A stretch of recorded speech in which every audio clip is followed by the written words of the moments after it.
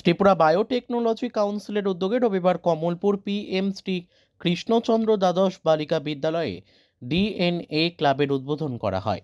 এদিনের এই উদ্বোধনী অনুষ্ঠানে বিশেষ অতিথি হিসেবে উপস্থিত ছিলেন পূর্ব ত্রিপুরা লোকসভা আসনের সাংসদ রেবতী ত্রিপুরা, প্রাক্তন মন্ত্রী তথা বিধায়ক মনোজ কান্তি দেব, জেলা পরিষদের ভারপ্রাপ্ত সভাধিপতি অনাদি সরকার, ত্রিপুরা জৈব প্রযুক্তি পর্ষদের উপ সচিব অঞ্জন সেনগুপ্ত, স্কুলের এসএমসি কমিটির ভাইস চেয়ারম্যান কৃষ্ণপদ দেব রায়, নগর পঞ্চায়েতের ভাইস চেয়ারপারসন সুব্রত মজুমদার, বিদ্যালয়ের প্রধান শিক্ষক সুফল শুক্লবৈদ্য সহ অন্যান্যরা।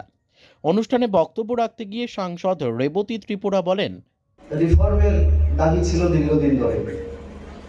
এরকম অনেক আইন যেমন সংশোধন হয়েছে, নতুন অনেক আইন তৈরি হয়েছে, তার সাক্ষী আমি হতে পেরেছি।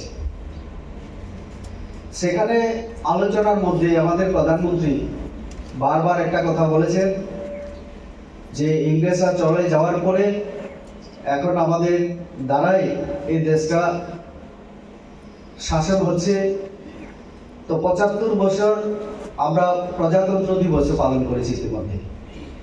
তো মাননীয় প্রধানমন্ত্রী লক্ষ্যমাত্রা রেখেছেন 2047 সনের মধ্যে ভারতবর্ষকে একটা উন্নত রাষ্ট্র হিসেবে গড়ে তোলার। এটা প্রত্যেক ভারতবাসীর একটা স্বপ্ন যে আমেরিকা, ইংল্যান্ড, অন্যান্য উন্নত দেশের মতো আমাদের ভারতবর্ষ একটা উন্নত রাষ্ট্র হিসেবে গড়ে ওঠে।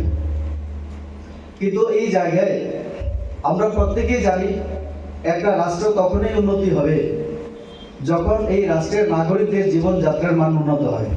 Bureau report, news daily Bharat.